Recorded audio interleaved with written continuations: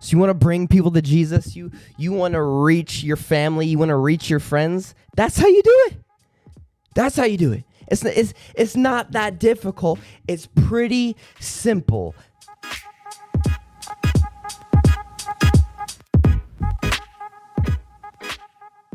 YouTube, welcome back to the channel. Hope you're having a good day. If we've never met before, my name is Rylan. Welcome to the channel. Super glad that you're here. Hey, while you're at it, consider subscribing. We have videos coming out pretty regularly now, talking about events that are going on in our culture. See what the scripture says, glean from it. Ultimately, the Bible's the ultimate authority. So we see what the Bible says, get our truth from that, because ultimately there's no other truth except for this. This is the only truth. There's no your truth, my truth. This is truth. Now, being a pastor, the other day, somebody asked me, Pastor Rylan, how do I reach my friends? How do I reach my friends? Now, maybe you're asking this question as well. I'm assuming if you found this video, you've asked a similar question to that. Now, if you are a mature Christian, you can watch this too, because I think this will encourage you. I think this is for all of us. Now, how do I reach my friend? How do I reach unbelievers? Well, first of all, good question. I think it starts off with having friends that are unbelievers. That's a good place to start. Having friends that are unbelievers. Some Christians I know, they have this idea that because we're Christians, we can't have friends with non-Christians, because if they are around me, they might, like contaminate me and brainwash my kids. And no, that's silly. That's silly stuff. Start off with having friends that are Christians. And having friends that are not Christians, having friends that are unbelievers. It's healthy to have both. If you only have one, let me suggest to you, you're probably a little unhealthy. You need to have friends that are unbelievers, and you need to have friends that are believers. Ultimately, who you hang out with, you look like. So if you want to look more like Jesus, you need to be around Jesus more, and you need to be around those who look like Jesus more. If your friends are only unbelievers, it's kind of an issue. But you want to reach your friends, you want to reach your family. Starts off with having unbelieving friends. Now, one thing that I think a lot of Christians do is they kind of have this idea, what if I don't really know what to say, and what if they say this one thing about evolution, and they kind of say this other thing, and I don't really know how to combat that. I don't really know how to give an argument for that. What if I look like an idiot? What if I look stupid? Okay, that's a fair argument. I don't think that it's a good way to think about it. Now, why do I think it's a good way to think about it? Because just because you might not know the answer doesn't mean that there isn't an answer, right? And so I don't think that you should stay away from speaking truth to a friend if you don't know all the answers. It's okay to not have all the answers. It's okay to not know all the scriptures. Well, what about this thing? How does that verse tie in? Sometimes it's okay to just say, I don't know. But I'm going to be preaching this Sunday in the book of 2 Kings. I'm going to be in chapter 5. And as I'm studying, I saw this little thing, and this conversation that I had with the person at my church came back to my mind, and maybe this will encourage us. So take a look at 2 Kings chapter 5.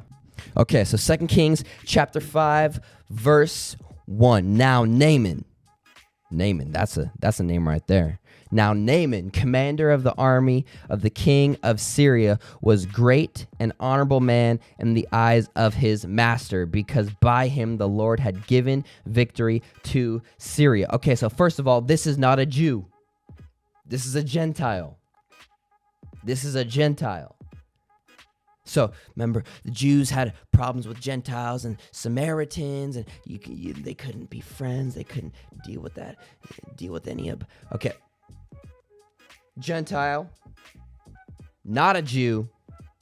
So in this in this situation, we'll just pretend like he's not a Christian, okay? He's not a Christian. He's not a follower of God. He's not a follower of Jehovah. He's not a practicing Jew.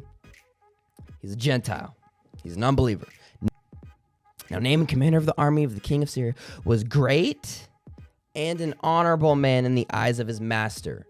You can be great, you can be amazing, but still have a big problem. Because by him, the Lord had given victory to Syria. He was also a mighty man of valor. So he had all these things working for him. He had all these things. He had the looks, maybe. He had the muscles, maybe. He was a man of valor. People liked him because of him. He was a man of war. He had all these things working for him, but he had this one thing working against him. He was a leper. He was a leper. And I don't know if you know anything about leprosy, but you have this little disease, and this thing would travel. It's a picture of sin in the scriptures, that a little bit of sin corrupts the whole thing. And ultimately, leprosy would start here, and it would travel throughout your entire body, and ultimately it would end in death. Now, why do I say this? He has an issue, and for symbolic reasons, this is a sin issue. Leprosy being a symbol of sin. Now, why do I show you this? A few more verses. Let's keep going. Stay with me. I promise I will tie all this together. And the Syrians had gone out on raids and had brought back captive a young girl from the land of Israel. She waited on Naaman's wife, okay? So Naaman has a wife. He brings back a slave from Israel. So she's a Jew. Christian, non-Christian, Jew, unbeliever. Okay, get this idea, get this picture. Girl, little girl, young girl. She might not know a whole lot. Maybe she does, maybe she doesn't. But watch what she does. Then she said to her mistress, "If only my master were with the prophet who is in Samaria, for he would heal him of his leprosy." Wow. Okay, I'm going to read it again. This is the little girl speaking, the little girl. Then she said to her mistress, "If only my master, if only Naaman were with this prophet who is in Samaria, for he would heal him of his leprosy." Wow. Okay. Why is that so cool? Why is that so cool? Leprosy, there's no cure. Yet this little girl, she has faith, and faith arises in her, and she says, "If only you could get to the prophet, because the prophet will ultimately point you to God, and God will ultimately heal you. God will do it. God will do it. I might not know how he's going to do it. I might not have all the reasons why, but all I know is that if you can get there, healing is going to come. I might not know all the answers. I might not know how long it's going to take. I might not know what he's going to ask you to do. I might not know exactly how long it's going to take and what the process is going to seem to be. But I know if you can just get there, you're going to be healed. Woo! Oh my. You want to reach your friends, you want to reach your family, you want to reach those who are lost? You don't got to know all the answers. You just got to know, man, if you could just get to my God, if you could just get to Jesus, I promise you, he's going to give you all the answers. I might not have all the answers, but he has all the answers. Continue pointing people to Jesus. Continue pointing people to the truth. Continue pointing people to what you do know. I might not know exactly how it's going to work. I might not know exactly how the process might look. I might not know all the verses. I might not know everything. But what I do know is that God's a healer. What I do know is that my God's a father. What I do know is that he forgave me and he'll forgive you. That's what we need. Woo! That's what we need. So Pastor Rylan, how do I reach my friends? How do I reach those who are lost? How do I reach my family? You want to know how you reach your family? One truth at a time. One truth at a time. You don't know 10 truths? Start with one. If you're a Christian today, you don't know all the different things about the Bible. You might not know all the things about apologetics.